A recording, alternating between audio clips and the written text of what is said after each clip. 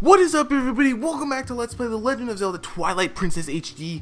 I am Frosho, and in the last episode, we got started with the dungeon, actually. We did a few rooms, and we saved 3 of the monkeys. Well, we have 3 of the monkeys now.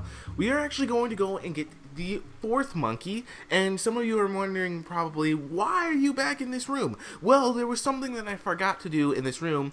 The passage to the 4th monkey is actually in this room as well. And this chest that I was talking about earlier, that is behind this Deku, like that is the name of these things. I didn't mention their names for whatever reason.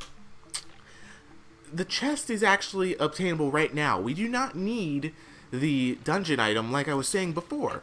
And don't roll into the tree like I did. But that's what we're going to do. We're going to, first we're going to open up that chest down there. And then we can actually go up here, and if we blow up that rock, and that is where the 4th monkey is. So that's where we're going to be going next. However, I completely disregarded this bombling right here, which this is the bombling you want to use in order to actually get the chest back here, because the Deku like is close enough to it where it won't blow up before you actually get the chance to throw it or whatever. So with that Deku like dead, we can go right down here, and there's yet another bombling in there. However, we're just going to ignore it, open up this chest right here, and we get the 2nd piece of heart in the game. This is one of 2 in this dungeon. We need 3 more in order to fill up a heart container. And I know where the 2nd one is. However, that one we definitely cannot get until we have the dungeon item. I know that for a fact. So with that done, we are going to go over to where that rock is. We just need to take this bombling with us, and then we're going to throw it up here, and then it will blow up that rock. And I did get hurt from that. So we're gonna go through this door right here, and then it will take us to where the 4th monkey is. Alright, so now we're going to see a little overview of this room, and at the very back of the room, in a cage, is the 4th monkey, as we can see right here. He is locked behind the cage, so we're going to have to find a key in order to open up that cage. So we're just going to want to jump down right here, and as you can see, we have these 2 totem poles right here. One of them has a chest on it. So we just roll into it and knock the chest down, and then we can open up the chest. Open it, don't roll past it. Open it. Oh, okay, that's the problem. I was facing the wrong way. I was on the other side. Okay, there we go. Open up the chest, and we get a small key, and now we can use that in order to open up that cage that the monkey's in. Let's knock that down. We can get a rupee right there, a blue one. Now we have a new enemy right here. These are called tile worms, and now they are underneath a certain tile on this particular floor here. As you see, we have all these tiles. Now if you step on the particular tile that they happen to be under, then they're just going to knock you, or they're gonna like step up from under you and just throw you across like the whole room. So unfortunately, there's nothing we can do about them right now until we get the dungeon item. So until then, we're just gonna have to dodge them and ignore them and just go up here. As you can see, there's actually a chest down there as well. However, in order to actually get that, we have to lower these platforms, and in order to do that, we have to unlight these torches. However, we don't have a way of unlighting the torches at the moment, so we can't do anything about that chest. We have a Skulltula right here. We just need to kill him, and then we can use the finishing blow right there. And then we have this cool little cinematic where Link puts away his sword. You can do that anytime you defeat not like a low, really easy enemy. So we have this monkey free right here, and with that we have the 4 monkeys. So we can just have him come with us, and we can leave this room because there's nothing more we can do in here. Other just pots up there, and there is a chest. However, I don't think we can do anything about it. I actually got hit by the tile worm right there. Or yes, we can. We can just climb up these vines right here, and then we can open that chest. Until we get another item in this dungeon, not the dungeon item. It's a item that you get in every single dungeon. We'll actually not be able to see any of the chests in this room, or in this whole dungeon actually. We get a red rupee right there, so that's pretty good. Got over 100. I'm just gonna swim in this water because it's easier to just dodge all those tile worms right there. So as soon as we get that item, which we actually can't get it for a little bit, then we'll actually be able to see all the chests in the room, or in the whole dungeon, and then we'll actually be able to see all the monkeys that we haven't saved as well. So that'll be very useful for later times in the dungeon. Towards the end of the dungeon, that's when we'll actually get it. But now we are completely done here, and we can actually move on now that we have 4 monkeys. Now I actually have a guide pulled up, just in case if I need it. I'm just gonna take like quick glances at it just to make sure. Alright, so actually we can actually go and get the dungeon item now. So now that we have 4 monkeys, if you remember in the last episode, at the very beginning of the episode, we had Ook, who was that baboon creature, who completely knocked down that bridge. Now that we have 4 monkeys, we can use all 4 of the monkeys to actually swing across the rope that leads to where he went. So, we just want to walk over here, and now the monkeys are gonna all line up onto this rope right here, and they're gonna all be, with all 4 of them, they're gonna be able to help us make it across this gap. So make sure you time it right, you don't want to fall down. And with that, we are able to make it over here. And now it is time for us to go and fight Ook, who is actually this dungeon's mini-boss. So, let's go.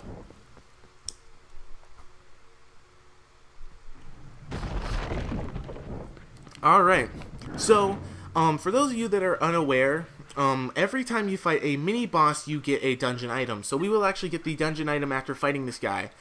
So, he has his boomerang right here that he is going to throw at us, and, well, not at us, but he's going to throw it at those Deku Babas, kind of, the other ones that their heads fall off. So he's going to use that against us in this fight. So we're going to have to be careful to dodge it, because it will hurt us. So, and we can actually use it against him. So as you can see, he's jumping around on these totem poles. When he throws the boomerang, you want to roll into the totem pole, and then the boomerang will come back and hit him in the face because he's unaware, or he's not ready to catch it because we actually hit him. So right when he falls on the ground, you want to slice at his butt in order to do damage to him. So let's just gotta repeat this process. He's just gonna jump around on the totem poles. You want to stay close enough to him so where when he throws the boomerang, and don't get hit by it. So you can roll into the totem poles, and that's really all there is to this fight. That's exactly how you need to fight him. Roll into the totem pole, he gets hit, and there we go. Again, just rinse and repeat. That's how you fight this mini-boss. So we just gotta keep doing that until he's dead. So, or not really dead, but we'll, up until he's defeated. I'll keep slicing away at him. And he actually made that little Deku Baba fall, so gotta be a little careful. And now, as you can see, I actually did jump attack on accident because I ZL targeted him instead of just rolling. But now he actually throws the boomerang faster, so we're gonna actually have to be prepared for it.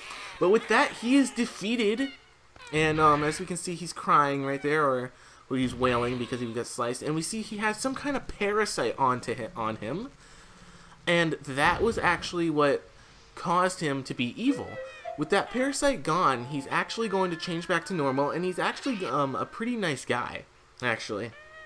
And we'll see that later on in this dungeon. So with that, he's actually going to leave.